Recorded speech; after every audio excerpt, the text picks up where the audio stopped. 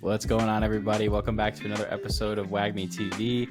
We have a big name in the news for today's episode. We're talking Binance and some recent adjustments to their product portfolio. So we're going to dive into a couple details there. I think it's definitely some notable news to cover. Mata, you want to give us a little bit of background on what's going on? Yeah, happy to. So the big headline, as CEO was kind of alluding to, is that Binance is to shut down its buy and sell service called Binance Connect. And they're doing so on Wednesday, August 16th. And so if you are watching this later in the week, it is already shut down. So I guess the big question here is, what really is Binance Connect? So Binance Connect was launched in 2022 on March 7th. So it's a rather new product. And at that time, it was known as Bitfinity.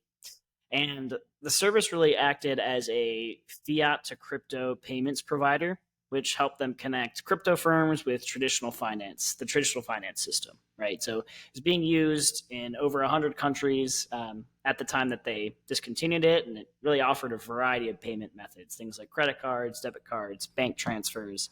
So the big news that came out, I believe it was yesterday or just a few days ago, was that they were shutting that down. So that's the big headline.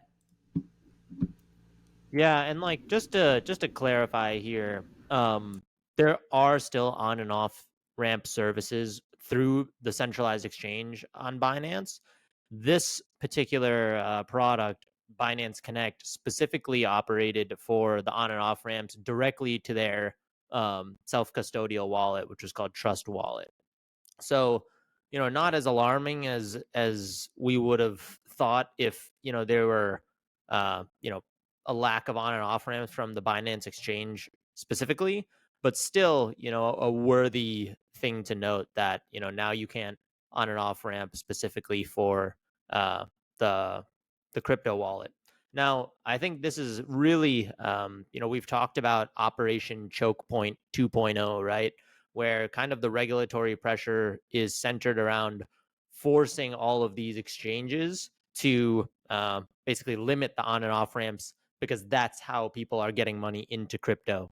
And so instead of attacking, the Ethereum or these other decentralized networks, which are very hard to attack, it's much easier for the regulatory scrutiny to come specifically at the on and off ramp level. And I think this just speaks to that, really. And so I guess a question for you, Mata, was this something that was allowing banks to basically have their customers be able to onboard onto the Binance wallet, onto the Trust wallet? Or how did that work from a user experience if I was, with the traditional financial institution looking to get onto Binance wallet? Yeah, no, that's a great question. And so I'm not entirely familiar with Binance as a whole. I've never used it myself. But it sounds like it was more kind of directed towards traditional finance in that regard. So firms that wanted to invest in other crypto, right? And so it seems like it's kind of shutting down almost that institutional side of things a little bit more, like you're kind of alluding to here. But that's something that I'm not too sure on. I don't know if any of you all have really heard of Binance Connect up until this point. I didn't even know what it was, honestly, until I saw this news and dug a little bit deeper into it. So not sure if any of you have a take on that.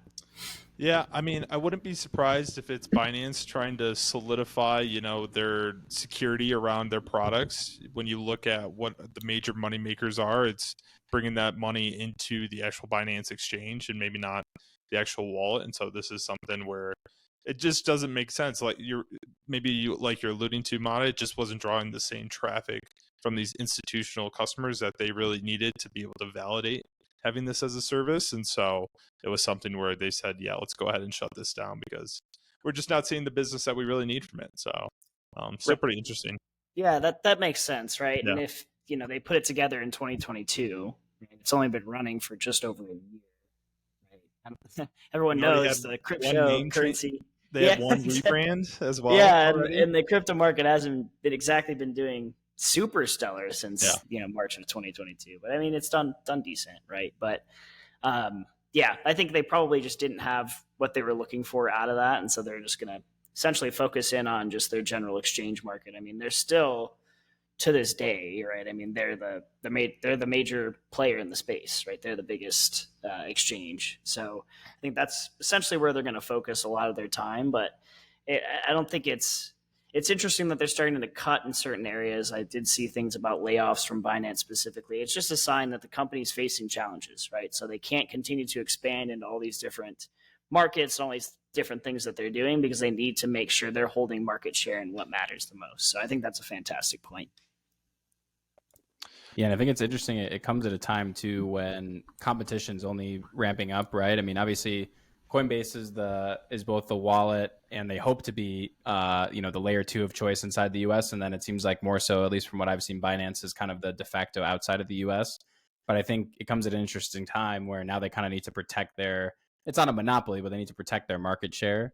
And Coinbase has quite a bit of resources, so they need to start kind of shaping up what they actually want to focus on from a Binance perspective. So it's gonna be interesting to see. I mean, I think competition always creates better products. I'd say, at least from what I've seen. So I mean, I think things are going to get interesting, and they're going to have to start using their resources in a more strategic way. So I'm curious to see how that happens.